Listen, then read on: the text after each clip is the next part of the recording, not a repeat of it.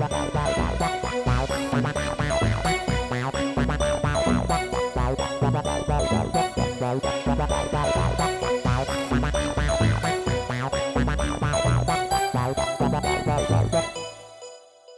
back to episode 3 of Work Sucks and Then You Die. Life is too short for bad jobs, isn't it, Katie? It truly is.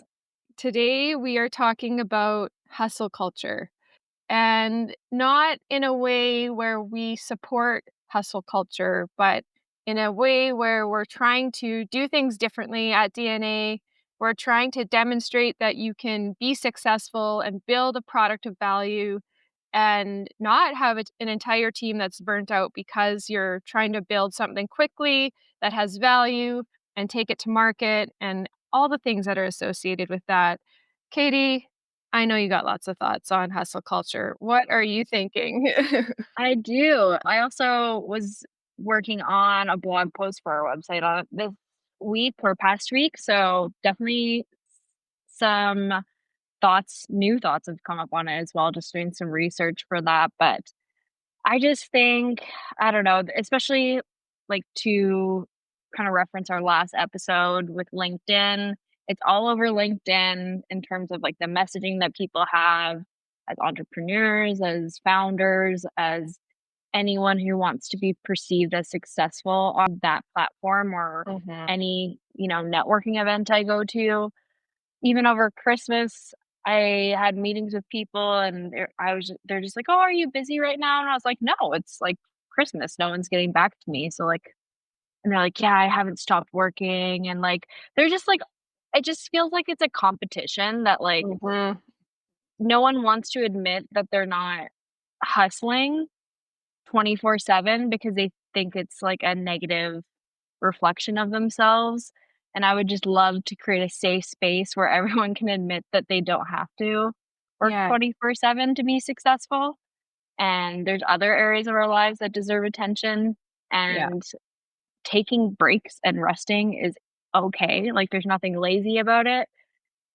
Yeah, I don't know, there's just so much to unpack there. I know. I often think about, like, if you think about some of the most successful people in the world, like, let's think of athletes. Athletes, I think, are a really good example. Part of their routine in regards to, getting 1% better every single day is actually rest. Like, rest is built into their routine. And I think when we think about, startup culture and hustle culture, like, those things often go hand in hand, and we're not building rest into our routine. But if we wanna be a high performer in any regard, whether it's in athletics or at work or even, like, at home, if you wanna be productive at home, if you don't build in rest, it's not sustainable. You're gonna burn out. I speak No. from experience, like, I've been there, done that, and I think that we have an opportunity, especially with what we're building at DNA and how we're building it and how we're running this company to, show and demonstrate that you can build something successful without grinding 24/7, and what I've really realized is every single day, it's actually about focusing on activities that are actually going to achieve what you're looking to achieve, and so for us, we're trying to, get customers, get funding, and drive revenue. Those are the 3 things I think about every single day. And I think about hustle culture and, like, what are people actually doing? Like, what are you doing tasks that, like, have no value, but you feel like you have to do them because they make you feel important? Like, is that what it is? I think so, and to what you just said, like, one of the big things that came up when I was writing the blog post is this concept of intentional productivity, Mm, and if you're intentional, like you said, about the 3 things that we have to focus on and focusing your efforts on achieving those things, you aren't filling your time with things that don't matter. So, if people are grinding 24/7, like you said, I don't know what they're doing because are they just nitpicking yeah. the things that they've already completed? Are they picking other people's work? Even for example, like right now I'm quite focused on like reach outs and sales. and as someone who has a recruitment agency background, I'm very familiar with the burnout that comes from Mm. sending hundreds of messages a day, like, and at some point, it's not useful. So, like, yeah, I Exactly. could send 8 AM to 7 PM trying to find people to message, but, like, for example, from, like, a recruitment perspective or even a sales perspective, in order to fill that time, I'm probably not reaching out to the best people Totally. because there is a finite amount of people that are the people I wanna target for my sales outreach. So, yeah, I could find, random people to contact in hopes that it might turn into something, but that's not really the best use of my time. I would No. be better just taking a break, clearing my head, moving on to a different task, but I think that may be how other people are approaching some of their work.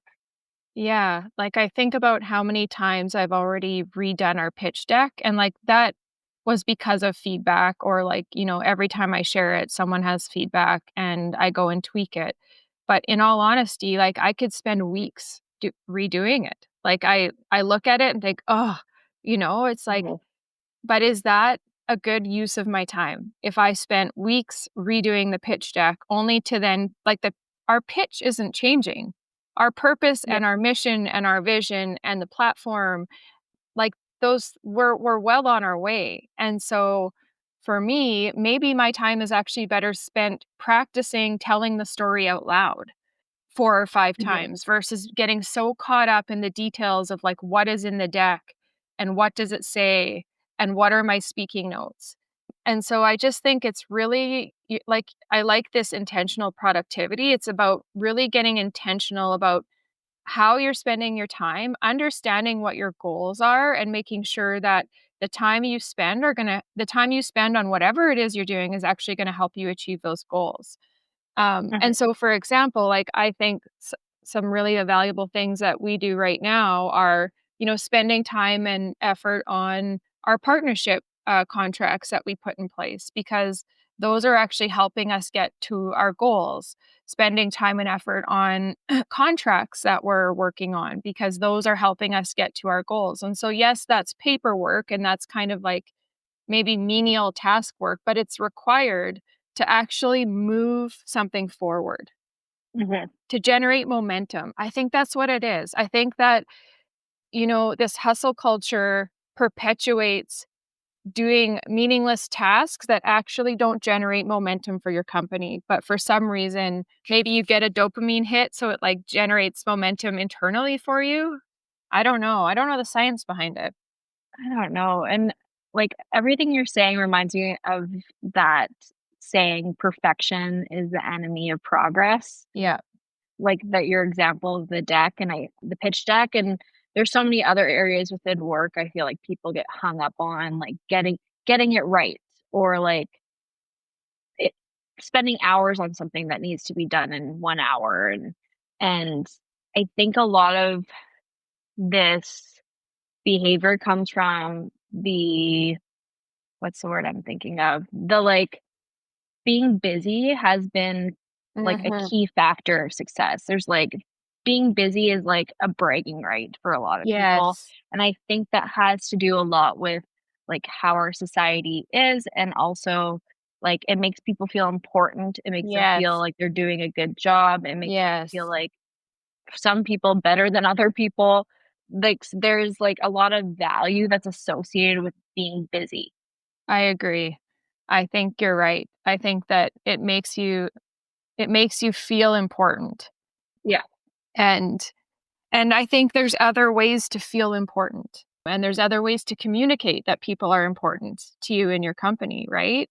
And I would never want any of us at DNA to not feel like we're an important part of the puzzle. Like we all play a different role and we all are a very important part of the puzzle. But I don't want that to be perceived in menial tasks that maybe are meaningless. Like I'm important because I get all these tasks done. Yeah. I think that's really important. I just want to talk a little bit about what hustle culture actually is for those listening that might not know, and how did it originate? So, Hustle culture is the idea that constant work and productivity and grind, like we talked about, are the keys to success, often at the expense of rest and personal well being. Hustle culture promotes long hours, side hustles, and this always on mindset as a badge of honor. I think that's exactly what you were getting at with the busyness. It's like glorified busyness is your badge of honor. I'm so important. I've been asked to do so many things. Everyone trusts me to get these things done, and therefore I'm important, right? It comes back to that feeling of importance. And so when I did some research about where it originated, it actually isn't new, but it exploded in the 21st century. It started with the Industrial Revolution in the 1800s, where the idea of hard work equaled success. And it really started with capitalism in the 1800s and factory labor. So funny, it goes back to like the resume and how it's actually associated. Hustle culture is associated with the resume. It's so interesting. Yeah. The American dreams showed up in the 1900s to the 2000s with the belief that anyone can succeed with enough effort fueled this rise of workaholics. And so really maybe that was the 19 my kids always say, "Are you from the 1900s?" I'm like, "Yeah, I'm from the 1900s." Um, but it's really this workaholic essentially was the equivalent of a hustler, I would say, in the 1900s, as my kids would put it. And so I think this is just a hustle culture is just a perpetuation of workaholism, which really started a long time ago. And then Mhm. in the early 2000s, the late 1990s, the tech boom and startup culture really started to show, and Silicon Valley glorified grinding and working 80 plus hours a week to build success stories like Apple, Google, and Tesla. And then where we're seeing it now, and I think you touched on this, Katie, when you talked about LinkedIn and how people are using this to, prove their importance or using it as a badge of honor on LinkedIn. In 2010 and to the current day, platforms like Instagram, LinkedIn, and TikTok have glorified entrepreneurship and side hustles. This rise and grind mentality continues to spread as influencers post things like hustle hard and no days off. There's a lot of reasons why this has been criticized as of recent. We talked a little bit about it earlier because it leads to things like burnout, stress, and mental health issues. It creates toxic work environments. So, Yeah. if you want to create a long term sustainable company that has a good culture, you know, pushing this hustle culture as part of what you're doing is not sustainable in the long term and is not going to create a good work experience overall, especially as you scale and grow as a company. And it reinforces this like grind at all costs instead of work life balance. And I'm not a big believer in balance. Like, I think that there's sometimes you have to put in more hours than others, and so I just think it's about, again, working on those things that matter. Mhm. Yeah, I think it's anything in life is rarely gonna be 50-50.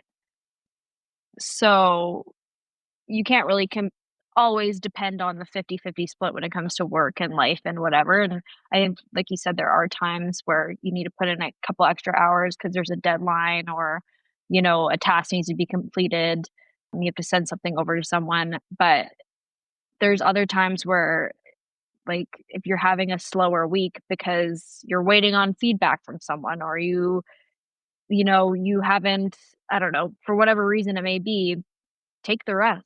Like, you don't Yeah, have to be filling your time, I don't know, doing busy work. Take that time as you know, to take a step back so that when you need to kind of put your foot on the pedal, you're able to do so and you're not going to be clouded by brain fog and, resentment towards your job and just like overall unhappiness of your circumstances because you've been working 70-hour work weeks for no reason leading up to that point. I know. It's so funny too because I think this, like, hustle culture doesn't just show up in the startup space or, in the founder space. It shows up in or tries to show up, I don't know if it really does, in, like, larger enterprises or larger organizations.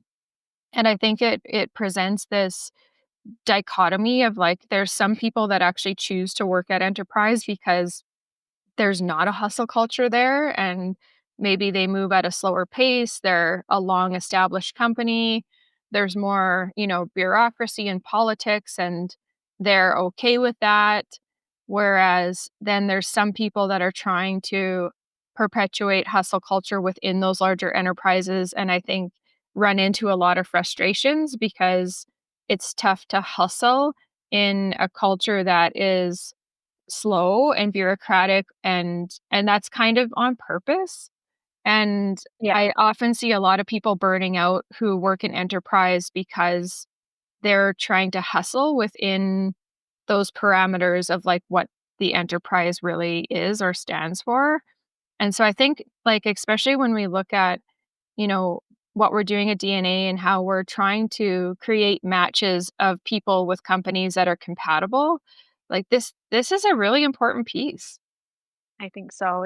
It's all about, so many times we've all taken jobs where there's obviously an expectation from the company or employer of what they want from you in terms of your time, your energy, etc. And sometimes that's clearly communicated, a lot of times that it isn't. Mhm, And as a candidate, you're kind of put in this awkward position where you're, especially if you, let's say you're unemployed at the time, you need the job. You're going to say a yes to a lot of things that you probably don't want to say yes to just because you need to get a job. And I mean, that's totally fine. I don't think there's anything wrong with that. We're all human, so you got to do what you got to do. But I think if you're able to take away, that awkward interaction of y- the power dynamic of it, where it's just transparent and clear what the expectations are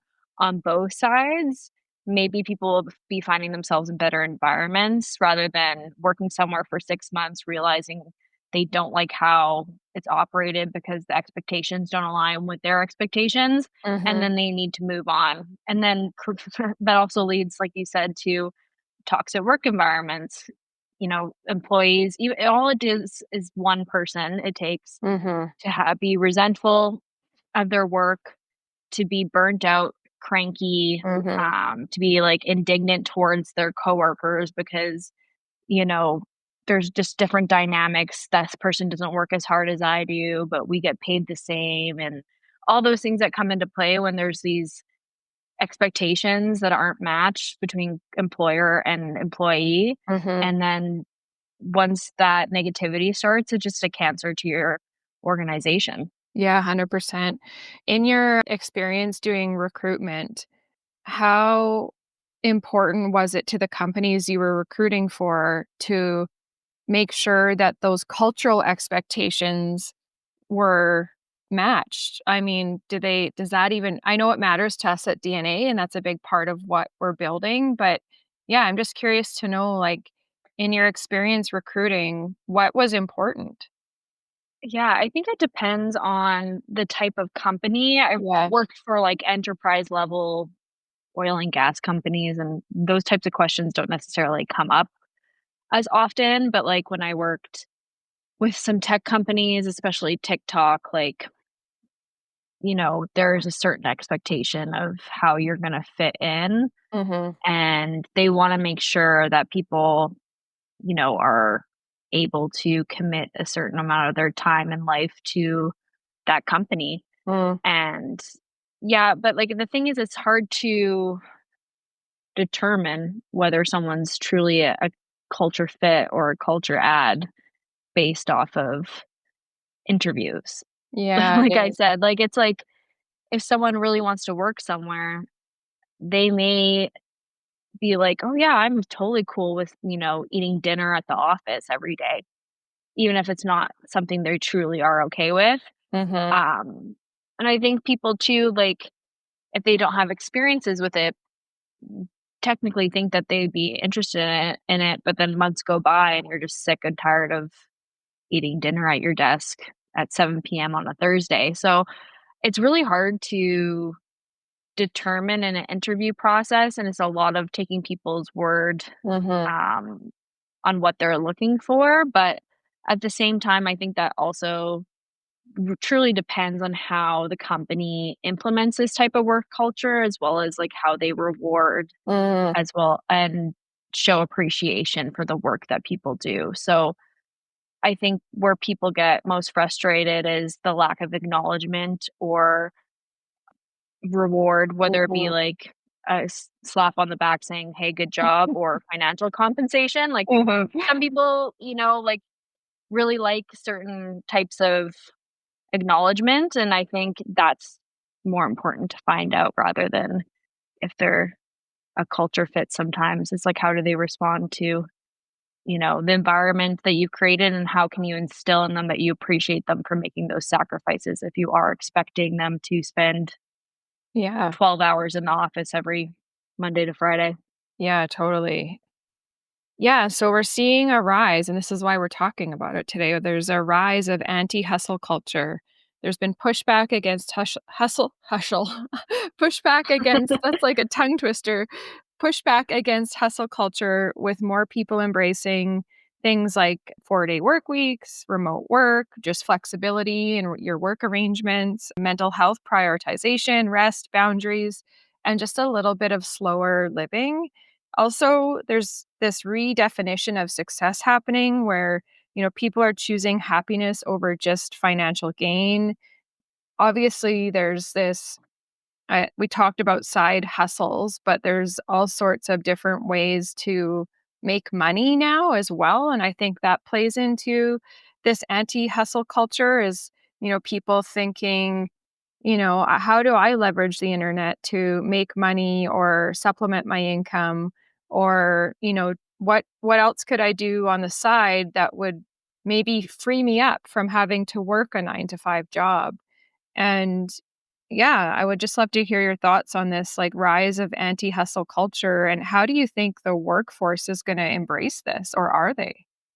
Yeah, I think it's, you know, especially Gen Zs and millennials have learned that working hard doesn't necessarily equal success anymore. Yeah. And I do think where we're running into an issue of why these people are not wanting to put in this amount of work that's expected by companies is companies are no longer able or willing to offer the the perks of doing that. Mm. Like, people are expected to hustle to make a average salary, Yeah. to live in a city that is unaffordable, Yeah. to to, use X percentage of their paycheck for the rising cost of groceries. So, like, I think in the '50s where, yeah, you could, support a family off a single income, buy your house, have 2 cars, send 3 Mhm. kids to university, that's no longer the case. Mhm. So, there was a reward for working hard and grinding and hustling because you could take care of yourself and your entire family. Yeah. Now people are no longer able to even fully take care of themselves after hustling for a corporate job that now they're looking to side hustles. Yeah, that's so sad actually. Yeah, and, like, yeah, I don't even know, like, my parents, single income household, my dad worked blue collar, Yeah, there's 7 kids he sent to university, you can't do that now. that's Like, insane. yeah, there's no way, like, No. I know my parents both worked. My mom was a nurse, my dad was a teacher. The first house that I lived in that they bought together, they bought for $30,000. I was raised in Moose Jaw, Saskatchewan, so a house for $30,000, but they had a 30% interest rate on that house at the time, and so, and we had nothing extra. My parents never bought a new car.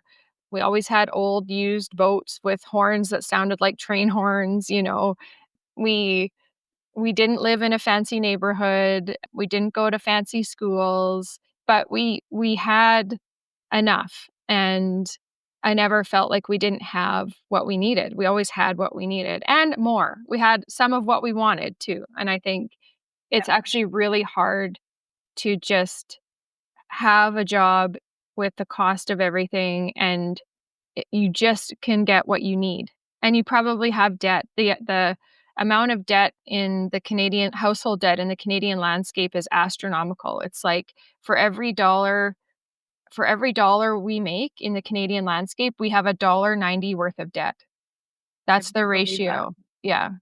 And so what's the answer to this, do you think? Like, is the answer working a corporate job and having side hustles or other sources of income? Is the answer putting pressure on companies to have more livable wages? Is like today is tariff Tuesday. Today's the Yeah. day that Oh my god. I know we're recording this today on March 4th, which is the day that the tariffs came into effect at 12:01 a.m. this morning, and our counter tariffs as Canadians, our retaliatory tariffs also came in effect as well.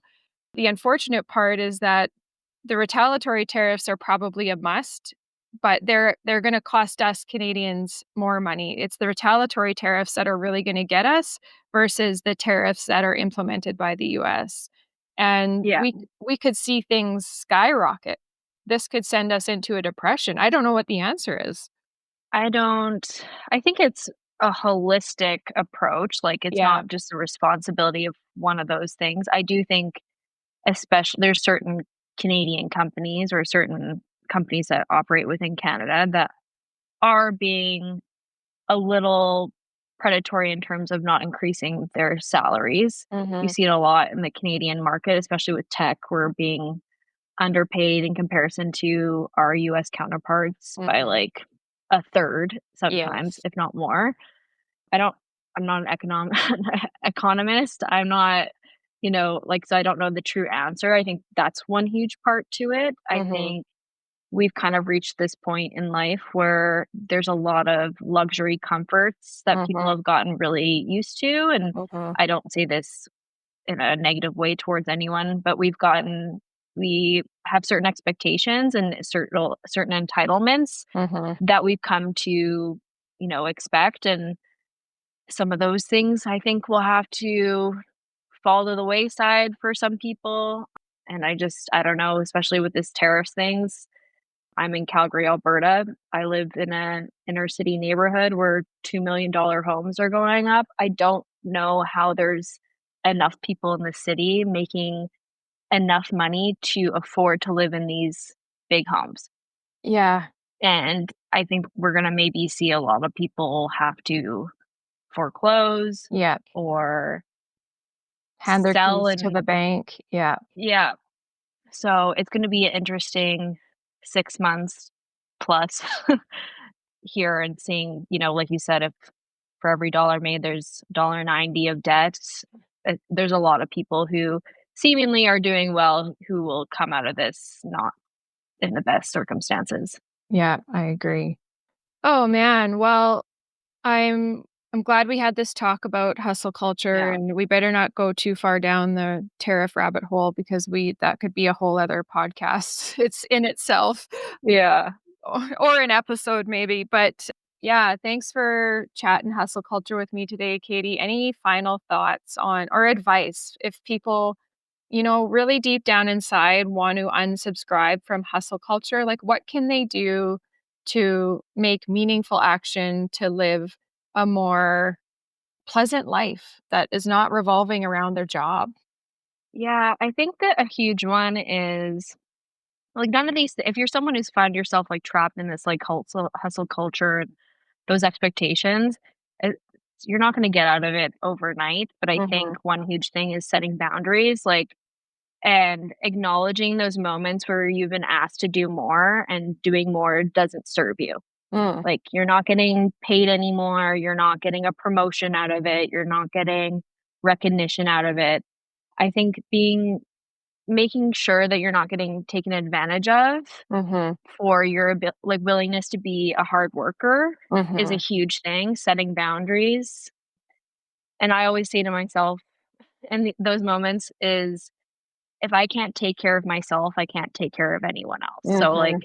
if whether it be your job, your significant other, your children, if I am not at a certain level of okay, there's no way I'm gonna be able to do my job or support other people. So if that means, logging off at 4:30 because I just can't do it for for an extra half hour, or Yep. getting an extra hour of sleep on the weekend, or taking a sick day because you're burnt out, like, all those things are so necessary to make sure that you're okay. Because if you're not okay, the people around you aren't gonna be okay, so 100%. I have some facts and stats on this. I don't have them offhand right now to read, but there it talks about if like you said, it just takes one person, but if you're burnt out or your leader's burnt out, the chance of you becoming so if I was burnt out as your guys' leader, the chance of you guys becoming burnt out because I'm burnt out is like 80% higher than if I was not burnt out as your leader. And yeah, so I just think even from a leadership perspective, it's really important to trust your people, treat them like the adults that they are. If they don't feel well, you don't need to question that. You just have to support them and say, "Okay, like do what you need to do. We'll be here. We're not going anywhere. yeah, We'll be here when you're ready." And I just think there's something to be said for treating each other like the adults that we are versus, operating so hierarchical from a position of power. I think that just feeds hustle culture because people are, fawning for that approval or to be, the most liked person on the team or, things like mhm, that. And so, yeah, my advice from a leadership perspective is just to look after yourself too. I know it's so cliche saying you put your oxygen mask on first, but it's just really important. You can't, if you're not in good shape, nobody around you is going to be in good shape. no, Including your family and your friends and, like, not just your work people, but, like, the people that really yeah, matter to you, you know? and I'm sure you see this, like, with your kids, like, if Mhm. you're out of whack and burnt out, like, kids are so smart, they're so, Yes. like, they pay attention, and, even, like, my example of, like, if you have one employee who's, like, cranky at work, it ruins Mhm. everyone else's day. If you have one person in your family who's, like, burnt out, like, on edge, the Yeah, whole family feels it, so it's just like a trickle down effect. it is. It, like, sets the tone of the household, it sets the tone of the workplace. So being self-aware enough to that's the hardest part, I think, sometimes when you're, like, in the grind and you're feeling stressed out, you and if you are burnt out, oftentimes you don't even know that you're burnt out. One of the first signs of burnout is actually cynicism. So if you find yourself being extra cynical about things that you normally aren't cynical about, it's probably time to stop and reevaluate and take a rest and take a break before it gets so bad that you can't backpedal and you've done some damage. So, yes, it's you're not gonna achieve anything more than you would if you were choosing to live in harmony, and I think that's the most important part is that you might get, 3 extra documents and 2 extra marketing materials and have this, perfected pitch deck, but at the end of the day, if you've been stressing over those things for weeks and it's caused you all sorts of grief, and then nobody even notices at Yeah, the end of the day, it's just not worth your time. no, and you've said this to me, it's the thing is if you need a reminder of to take a step back, I always think of, if I were to, God forbid, pass away tomorrow, Yeah. my job would still need to be filled by someone else Yeah, within that week. So, like, it's not the most important place to be. Work, it is important, but you gotta take care of yourself first because we're all replaceable at work. exactly. I saw something when I was going through burnout. Actually, a friend sent it to me because she was trying to look out for me, and it said, "Your job will be posted before your obituary will." And that has Mhm. stuck with me ever since she sent it to me. I was like, "Oh my god, that's so true." Which Yeah, is, like, so sad, but like you said, it's just part of business, right? yeah, So, yeah, and anyways your obituary won't contain that you worked at yeah. X company as an X junior analyst who worked 80 hours a week. That's not what's gonna be highlighted, so No, what's gonna be highlighted is, were you a good friend? What did you do in your community? Were you happy? How do you yeah, wanna be remembered? That's how I always think of it too. What legacy do you wanna leave? How do you wanna be remembered?